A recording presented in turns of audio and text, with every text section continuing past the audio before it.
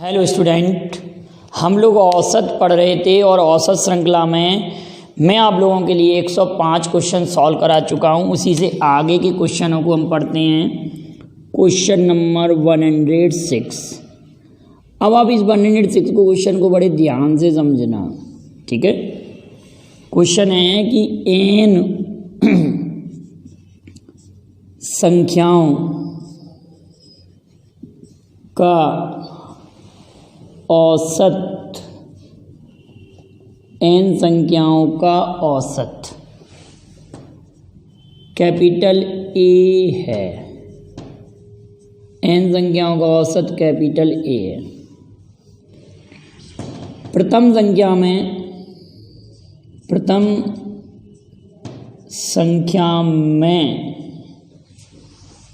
2 की वृद्धि,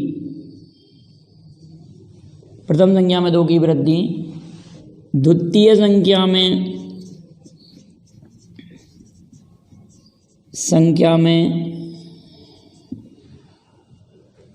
4 की वृद्धि,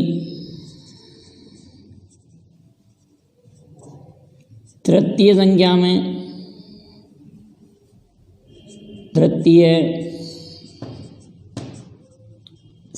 में 6 की वृद्धि तथा आगे भी इसी क्रम में वृद्धि की जाए, क्रम में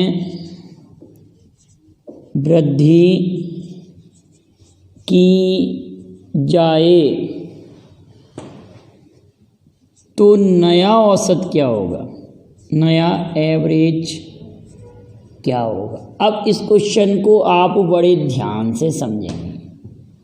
क्वेश्चन काफ़ी अच्छा है।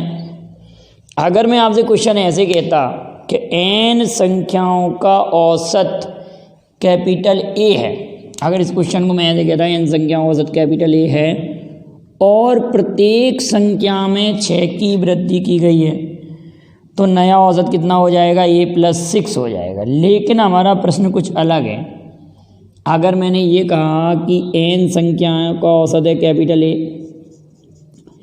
फर्स्ट नंबर में आपका 2 का इंक्रीज हो रहा है, फर्स्ट नंबर में कितने का बिठाओ, 2 का, सेकंड में 4 का, थर्ड में 6 का, इसके बाद वाली में 8 का, और ऐसा करके कितने पदों तक हो रहा है, n पदों तक। कितने पदों तक हो रहा है, n पदों तक। और हम इसमें डिवाइड कर देंगे, जितनी संख्या हमारे पास n है उनका डिवाइड कर देंगे। क्या नियम है कि फर्स्ट नंबर में 2 का, सेकंड में 4 का, अगले में 6 का, अगले में 8 का, इसी प्रकार से अगले में n का, मतलब n पदों तक ऐसा चल रहा है। तो हम प्रत्येक नंबर में क्या ऐड कर देंगे, डिवाइड करते हैं, क्या कर देंगे, n का। इतने का इंक्रीजमेंट हो जाएगा। तो कैसे सॉल्व करेंगे इसको, नया औसत बराबर A। अब ये हमारे पास प्रथम n सम संख्याओं का योगफल लिखा है, 2, 4, 6, 8 ... n पदों तक। ये क्या लिखा हुआ आपको समझ में आ रहा है ना। प्रथम n सम संख्याओं का योगफल लिखा है, 2, 4, 6, 8, 10, 12। प्रथम n सम संख्याओं का योगफल लिखा है। तो n सम संख्याओं के योगफल को हम कैसे लिखते हैं, n सम संख्याओं के योगफल को n+1 होता है। n सम संख्याओं के योगफल n+1 होता है। n सम संख्याओं का योगफल n+1 होता है। और यहाँ हमारे पास n है तो इसका हम डिवाइड कर देंगे, तो new average will be A+n+1। New average ये हो जाएगा। आई बात समझ में आप लोगों को कि ये n सम संख्या है तो इनका योगफल n+1 होता है। आप लोगों ने पढ़ रखा होगा नंबर सिस्टम में कि 2 + 4 + 6 + 8 up to dot dot dot n पदों तक, अप टू n टर्म, सम होता है n प्लस 1, n सम संख्याओं का योगफल होता है n प्लस 1, n सम संख्याओं का योगफल होता है n प्लस 1। क्लियर। अब इसी क्वेश्चन को अगर मैं यहाँ चेंज करता 107 नंबर के क्वेश्चन में इसको चेंज करूँ, अभी मैं देखिए अब हम क्या चेंज करेंगे क्वेश्चन में कि यहाँ पर फर्स्ट नंबर में 1 ऐड करें, प्रथम संख्या में 1 की वृद्धि होती है, द्वितीय संख्या में 3 की वृद्धि होती है, तृतीय संख्या में 5 की वृद्धि होती है, और इसी क्रम में हम इंक्रीज करते जाएंगे तो नया औसत क्या होगा। अब हम नए औसत को देखते हैं, नया औसत क्या होगा। फर्स्ट नंबर में हमने 1 की वृद्धि की है, अगले में 3 की वृद्धि की है, अगले में 5 की वृद्धि की है, और ऐसे ऐसे अगर हम लगातार वृद्धि करते जाएंगे तो n पदों तक हमको वृद्धि करना है। 1 की वृद्धि, 3 की वृद्धि, 5 की वृद्धि, इसी क्रम में अगर हम वृद्धि करते जाएंगे तो योगफल कितना आ जाएगा 135 डॉट डॉट डॉट n पदों तक। तो कैसे सोल्व करेंगे हम, a प्लस ये हमारे पास क्या हो रहा है n पदों तक, ये विषम संख्याओं के योगफल है 135 डॉट डॉट डॉट n पदों तक, n टर्म तक ये विषम संख्याओं का योगफल है। कितनी संख्याओं का योगफल है बेटा, ये विषम संख्याओं का योगफल है n पदों तक। तो n पदों तक जो विषम संख्याएं होंगी उनका योगफल हो जाएगा n इंटू n, या हम इसको ऐसे कर सकते हैं कि n पदों तक विषम संख्याओं का योगफल n स्क्वायर होता है, n पदों तक विषम संख्याओं का योगफल n स्क्वायर होता है, n पदों तक विषम संख्याओं का योगफल n स्क्वायर होता है। तो ये 135 डॉट डॉट डॉट n लिखा हुआ है, क्या लिखा हुआ है 135 डॉट डॉट डॉट n, तो ये हो जाएगा n square upon n square upon n हो जाएगा, n स्क्वायर अपॉन n पदों तक विषम संख्याओं का योगफल n स्क्वायर अपॉन n, तो ये कैंसिल आउट हो जाएगा। तो नया औसत हो जाएगा a प्लस n, नया औसत हो जाएगा a प्लस n। क्लियर है बेटाओ। अगर इसी क्वेश्चन को मैं चेंज करूं और ऐसे कहता, क्वेश्चन नंबर 108 का भी अच्छा क्वेश्चन है, देखिए घुमाया गया प्रश्न है। अब अगले टर्म में क्या है कि यहाँ पर तो हम करते वृद्धि 2 की, और अगले स्टेप में करते हम 4 की वृद्धि, और अगले स्टेप में हम वृद्धि करते 8 की। समझ रहे हैं आप लोग। n संख्याओं का औसत a है, प्रथम संख्या में हमने 2 की वृद्धि की है, द्वितीय संख्या में हमने 4 की वृद्धि की है, और तृतीय संख्या में हमने 8 की वृद्धि की है। आगे भी इसी क्रम में वृद्धि की जाए तो नया औसत क्या होगा, ये आपसे क्वेश्चन पूछा जा रहा है। तो अब हमारे पास ये सारी विधियां नहीं लगेंगी। अब हमको एक नया फॉर्मूला याद रखना पड़ेगा कि यदि प्रथम पद ए है, फर्स्ट टर्म ए है, कॉमन रेशो आर है, फर्स्ट टर्म ए है, कॉमन रेशो आर है, first term A common ratio R, क्या करें, प्रथम पद हमारे पास ए है, कॉमन रेशो आर है, ठीक है बेटा, first term A common ratio R. तो n पदों का योगफल, कितने पदों का योगफल, n पदों का योगफल a r to the power n minus 1 upon r minus 1। ये किसी जीपी के ज्योमेट्रिकल प्रोग्रेशन के किसी जीपी के n पदों का, ये किसी जीपी के n पदों का योगफल होता है a r to the power n minus 1 बटे r माइनस 1। तो हमारे इस क्वेश्चन में हमारा ये क्वेश्चन जीपी का ही है। कैसे देख रहे हैं हम लोग, जीपी कैसे बन रही है। देखिए एपी और जीपी में क्या अंतर होता है, अर्थमेटिकल प्रोग्रेशन क्या होता है। जिस मैंने फर्स्ट टर्म लिखा 2, अगला 4, अगला 6, अगला 8, अगला 10, इस क्रम में अगर टर्म लिखिए तो 2, 4, 6, 8, 10 डॉट डॉट डॉट, तो ये तो हमारी बनी समांतर श्रेणी, समांतर श्रेणी बनी। और अगर इसको मैंने लिखा 2, 4, 8, 16, इस क्रम में अगर हम लिखते जा रहे हैं तो ये गुणोत्तर श्रेणी बनेगी। ये वाली श्रेणी हमारी क्या हो जाएगी? जीपी, क्योंकि इस प्रत्येक पद से अगले पद में किसी निश्चित संख्या का मल्टीप्लाई हो रहा है। प्रत्येक पद में अगले पद में पिछले पद की तुलना में किसी निश्चित संख्या का मल्टीप्लाई हो रहा है। इसमें 2 का मल्टीप्लाई होने पर ये बन रहा है, इसमें 2 का मल्टीप्लाई होने पर ये बन रहा है, इसमें 2 का मल्टीप्लाई होने पर ये बन रहा है। नेक्स्ट टर्म में मल्टीप्लाई होता जा रहा है, तो गुणोत्तर श्रेणी बन रही है। कौन सी श्रेणी बन रही है बेटाओ? ये जीपी बन रही है हमारी। कौन सी श्रेणी बन रही है? जीपी, गुणोत्तर श्रेणी बन रही है। इतनी बात क्लियर हो रही है ना आप लोगों को? जीपी बन रही है। तो जीपी के एन टर्म का सम कितना होता है? तो जीपी के एन टर्म का सम होता है ए r⁻n-1 बटे r-1। क्लियर हो रही है ये वाली बात? तो यहाँ पर हम यही वाला फॉर्मूला अप्लाई करेंगे। यहाँ पर हमारे पास फर्स्ट टर्म है 2, सेकेंड टर्म है 4, 2, 4, 8 dot dot dot dot n पदों तक। और डिवाइड कितने टर्म का करेंगे? जितने टर्म है उसका हम डिवाइड करेंगे, n टर्म का डिवाइड करेंगे। जितने टर्म है हम उसी का डिवाइड करेंगे। तो आप ये कहेंगे सर हमने ये लिख दिया a।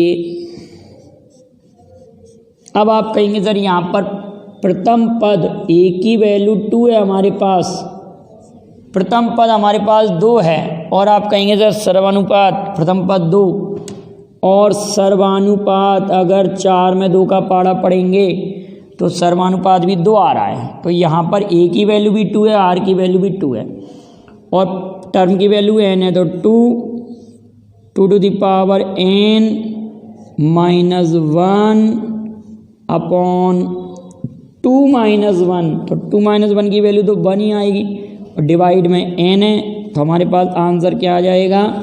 यदि किसी n संख्याओं का n संख्याओं का औसत a है, प्रथम पद में प्रथम संख्या में 2 की वृद्धि की है, द्वितीय में 4 की, तृतीय में 8 की और आगे भी इसी क्रम में वृद्धि की जाए तो नया औसत हो जाएगा a+2 ब्रैकेट में 2 to the power n-1 upon n। ये नया औसत, ये आपके लिए ऑप्शन दिया होगा बेटा, बड़े ध्यान से समझिएगा क्या दिया होगा, ये वाला आंसर होगा। अब इसी क्वेश्चन को मैं थोड़ा सा मॉडिफाइड करके एक नया क्वेश्चन आप लोगों के लिए लिख रहा हूँ, जरा आप उसको ध्यान दीजिएगा। अब इसी क्वेश्चन को और चेंज कर रहे हैं, फॉर्मूला यही रहेगा बेटाओ, क्वेश्चन में चेंज कर रहा हूँ आप लोगों के लिए। n संख्याओं का औसत कैपिटल A है। प्रथम संख्या में हमने 3 की वृद्धि की है, द्वितीय संख्या में 3 त्रिका 9 की वृद्धि की है, तृतीय संख्या में 9 तिया 27 की वृद्धि की है और इसी क्रम में हम वृद्धि करते गए हैं तो नया औसत क्या हो जाएगा? तो आप कहेंगे पुराना औसत A है, फर्स्ट में हमने 3 का इंक्रीज किया है, अगले में 3 लिखा है, अगले में कितना लिखा है बेटा 9, अगले में लिखा है 27। Clear? Up to n term कितने पदों तक बिठाओ? n पदों तक और अपॉन में n। क्लियर है? क्योंकि जो पिछला क्वेश्चन मैंने आपको सॉल्व कराया है वो किसी ने प्रॉब्लम के रूप में पूछा था। जो भी आपकी प्रॉब्लम और आई है मैंने नोट कर ली है, उनको भी मैं सॉल्व कराऊंगा आप लोगों के लिए। तो 3 + 9 + 27 अप टू n टर्म। अब आपकी प्रॉब्लम सॉल्व होंगी, जो भी आपको प्रॉब्लम्स आए आप सेंड कीजिए एवरेज से रिलेटेड, तो एवरेज की प्रॉब्लम सॉल्व कराएंगे आप लोगों के लिए। 3, 9, 27, फर्स्ट टर्म 3 है, अगला 9 है, अगला 27 है। तो यहाँ पर a की वैल्यू है 3, r की वैल्यू भी इसमें 3 आ रही है। सेकेंड टर्म में फर्स्ट टर्म का डिवाइड करेंगे, थर्ड में सेकेंड का डिवाइड करेंगे तो a + 3 3⁻n-1 और ये n अपने प्लेस पर नीचे ही आएगा। r-1 यहाँ ध्यान रखना, यहाँ आप गलती कर सकते हैं 3-1, वहाँ पर हमने 2-1 की वैल्यू 1 आ रही थी इसलिए नहीं लिखा था बेटा उसको। तो अब हमारे क्वेश्चन का आंसर आ जाएगा a + 3⁻n-1/2n। क्या क्वेश्चन का आंसर हो जाएगा 1 + 3⁻n-1/2n, 2 × n। हमारे पास ये क्वेश्चन का जवाब आ गया। n संख्याओं का औसत a है। प्रत्येक संख्या में पहली संख्या में 3 की वृद्धि की, अगले में 9 की, अगले में 27 की, इस क्रम में वृद्धि की जाए तो नया एवरेज क्या होगा। अब यही क्वेश्चन अगर मैं आपको और पेश करता दूसरे प्रकार से कि किन्हीं दो संख्याओं में, अब इसी क्वेश्चन को थोड़ा सा मैं चेंज कर रहा हूँ, n संख्याओं का औसत a है, ठीक है बेटा, और एक नया क्वेश्चन बना रहे हैं, किन्हीं दो संख्याओं में, केवल दो संख्या की बात हो रही है, n संख्याओं का औसत a है किन्हीं दो संख्याओं में,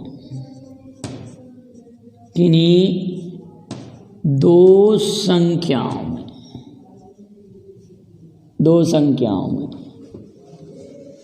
8 तथा 2 की वृद्धि की गई, वृद्धि की जाए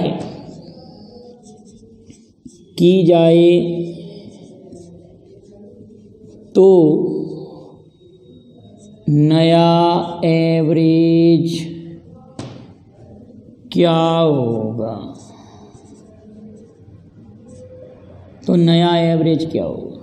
क्वेश्चन ये कह रहा है n संख्याओं का औसत a है, किन्हीं दो संख्याओं में 8 तथा 2 की वृद्धि की जाए तो नया एवरेज क्या होगा। समझ रहे हैं बेटाओ। तो यहाँ पर पुराना औसत हमने a लिख दिया और हम दो संख्याओं में 8 और 2 की वृद्धि की बात कर रहे हैं। हम दो संख्याओं में कितनी वृद्धि की बात कर रहे हैं, 8 और 2 की वृद्धि की बात कर रहे हैं। कितने की, 8 और 2 तो यहाँ पर लिख दिया हमने 8 + 2 और नंबर हमारे पास n हैं, तो नया औसत हो जाएगा a प्लस ये 10/n, new average a + 10/n, नया औसत ये हो जाएगा। क्लियर बेटा। अगर इसी क्वेश्चन को मैं और चेंज करूं, क्वेश्चन नंबर 109 में चेंज करूं, 109 में सही क्रम चल रहा है क्वेश्चन होगा, 108 के बाद में 9 हो गया, 110 आएगा, 10 वाला अच्छा 11 होना है, वो 10 हो गया था, 111 हो जाएगा। अब अगला क्वेश्चन हम करते हैं, नया क्वेश्चन देखिए ज़रा, वो 110 होगा शायद क्वेश्चन में, हमने वहाँ पर नंबरिंग चेंज नहीं की थी दो क्वेश्चनों में ठीक है ना, जो भी क्रम हो आप देख लेना क्वेश्चन होगा। हमने कहा कि 10 संख्याओं का, एक क्वेश्चन लास्ट हम करा रहे हैं आपको, 10 संख्याओं का एवरेज 25 है। बड़े ध्यान से समझना, 10 संख्याओं का एवरेज 25। यदि दो संख्याओं में